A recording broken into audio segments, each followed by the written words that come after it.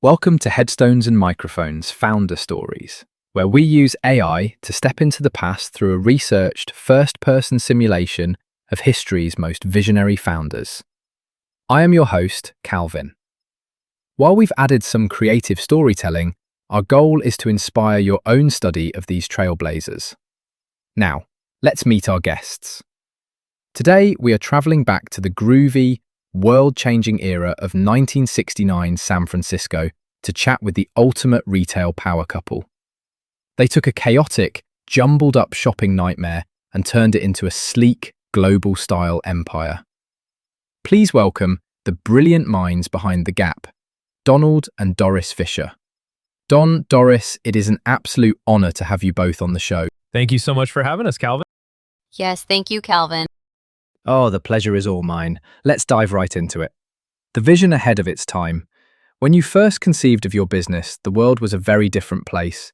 What was the exact moment you realized society was moving in a direction only you could see, and how did you convince the early skeptics? It really all started with a simple, frustrating afternoon. Don was trying to exchange a pair of Levi's jeans that didn't fit. He had a 31-inch inseam, and every department store we went into only carried even numbers, or the racks were completely jumbled and chaotic. It was infuriating. It drove me mad, Calvin. I looked around and realized the late 1960s was exploding with youth culture. Young people wanted jeans, but buying them was a nightmare. I looked at retail through the eyes of a real estate developer, not a merchant. I envisioned a store that maximized square footage by building a massive honeycomb of cubicles right on the walls. A literal wall of jeans organized strictly by size and style, with plenty of changing rooms. The skeptics thought we were crazy to focus so heavily on just one item, but we knew the younger generation wanted a fast, easy shopping experience that bridged the generation gap. That is brilliant. Just organize the chaos. Let's talk about the original leap of faith. Leaving behind safety to build something entirely unproven is a massive gamble. What did life look like the day you decided to go all in? And what was the core belief that gave you the courage to take that first step? Well, by 1969, Don was already 41 and doing quite well refurbishing hotels and managing real estate. We had 3 young sons at home. We weren't reckless kids, but we had this rock-solid belief that customers deserved better. We didn't have a single shred of retail experience, Calvin.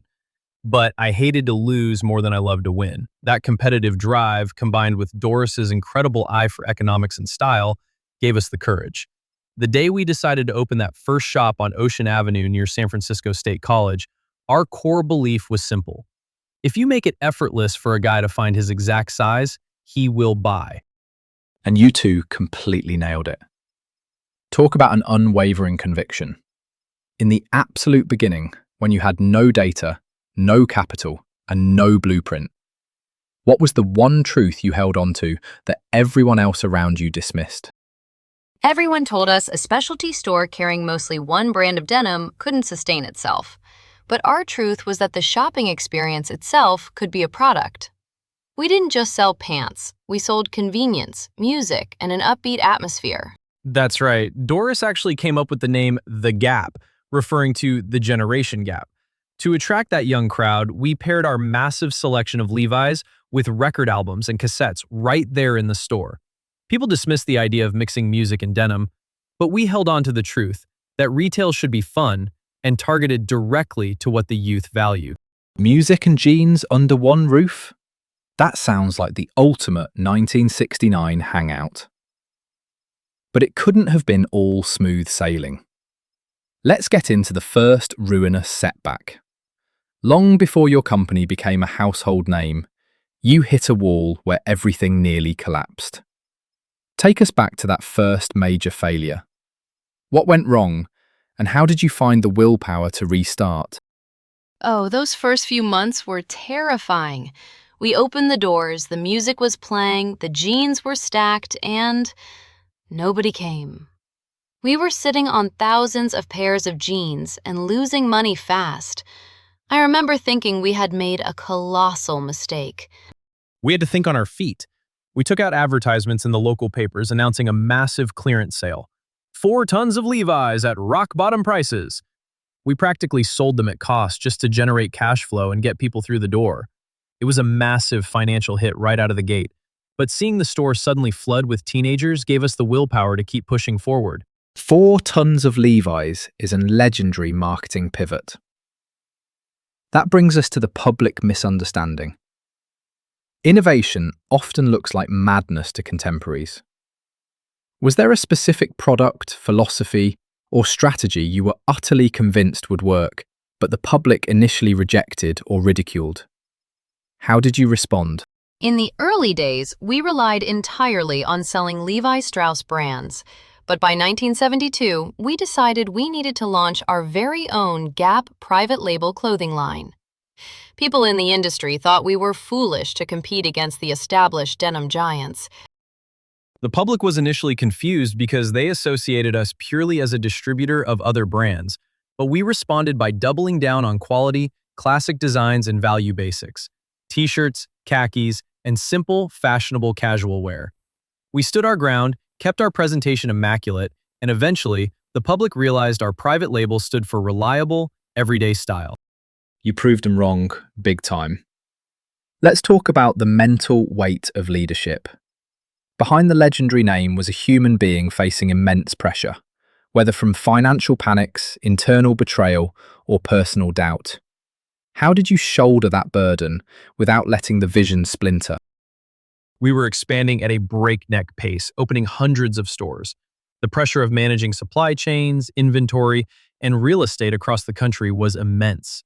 I shouldered it by trusting Doris completely. We considered ourselves equal partners from day one. I relied heavily on her sense of style, taste, and organizational grounding. We also kept our family close. Dawn and I made sure our business goals aligned with our personal values. When the financial weight or operational stress grew too heavy, we focused on the long game and kept our focus strictly on what the customer needed, rather than reacting to the daily noise. A true dream team. Let's give some credit to the first true believers. Who were the very first people, beyond your immediate family, to buy into what you were doing? How did you convince early workers or customers to trust an entirely unproven concept? The very first true believers were the college students right down the street at San Francisco State. We didn't have to convince them with fancy corporate metrics. We convinced them by providing exactly what they wanted. They loved the casual, hip vibe of the store. On the business side, we had to convince local banks and regional suppliers to back a couple of real estate folks with zero apparel background. We convinced them through sheer enthusiasm, tight financial discipline, and showing them the literal blueprints of our organized wall of jeans concept. They saw the logic and the efficiency. And once they saw it, the sky was the limit. Let's talk about the tipping point. Can you take us to the exact moment where you felt the momentum shift? What was the specific milestone, contract, or breakthrough where you realized we aren't just going to survive, we are going to change everything? For me, it was 1972 when we expanded outside of California for the very first time. Watching the concept successfully catch fire in entirely new markets proved to us that this wasn't just a local San Francisco fad. And then, of course, going public with our IPO in 1973. Passing that milestone and transitioning into a national corporation was the moment we realized our little jean shop was reshaping the entire specialty retail landscape. Unbelievable momentum. Let's talk about forging the culture. You didn't just build a company, you built a distinct culture and philosophy that outlasted you. In the early days, when it was just a handful of people in a room, how did you instill that standard of excellence or service? We insisted on complete knowledge of what we wanted to stand for in our business. We drummed it into our early team that the customer must always experience an easy, clean, and well-organized environment. We didn't just write rules, we lived them. We were in the stores, checking the stacks, talking to the kids buying the clothes. We fostered a culture of supply chain discipline, constant self-improvement, and an unwavering focus on the consumer. Now, let's clear the air on the greatest myth of your legacy. History books often flatten a person's life into a neat, polished narrative. What is the biggest misconception people have about your journey, your character, or how your company was actually built? I think the biggest misconception is that it was an overnight, effortless success born entirely from a lucky real estate break. People look at the billions of dollars and thousands of stores and assume we had a master corporate blueprint from day one. The truth is, we learned the retail business entirely as we went along. We made plenty of mistakes, launched brands that failed, and had to constantly reinvent ourselves, like when we acquired Banana Republic or launched Old Navy. It was built on grit, constant pivots, and a lot of hard, daily teamwork, not just a single stroke of luck. Thank you for setting the record straight. Every empire requires a defining sacrifice. Looking back at the entirety of your life, what was the hardest sacrifice you had to make for the sake of your vision? And was it ultimately worth it? Building a global company takes an incredible amount of personal time and mental energy.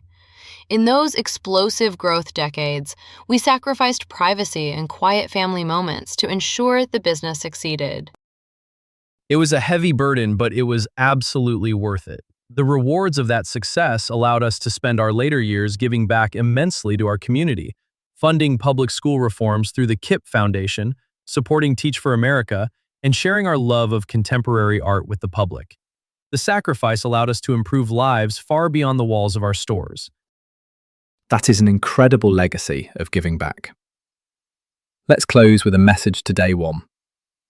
If you could send a single sentence back through time to yourself on the very first day you started this venture, knowing every trial, triumph, and heartbreak that awaited you, what would you say? I would tell myself, trust your partner's instincts, stay obsessed with the customer's needs, and never let a fear of losing stop you from innovating. Doris, Don, do you have any closing remarks about the interview or the stories you shared that you would like to share with the listeners before signing off? I just want to remind everyone that no matter how big an idea seems, it usually starts by fixing a simple, everyday problem. Thank you so much for having us on, Calvin. It was a true pleasure. Keep things simple, stay disciplined, and always listen to the people you are serving. Thank you, Calvin. This was a wonderful opportunity to look back. Thank you both so much for sharing your incredible journey with us. What an absolute masterclass in retail innovation, resilience, and true partnership. Don and Doris Fisher took a chaotic shopping chore and built a legendary global culture from the ground up, proving that an obsession with solving a customer's problem can truly change the world. And that wraps up another conversation from Beyond the Grave. Thanks for joining us on the Headstones and Microphones podcast, Founder Stories. Remember, legends may die, but their stories never do. Please help spread the word by sharing and following the pod.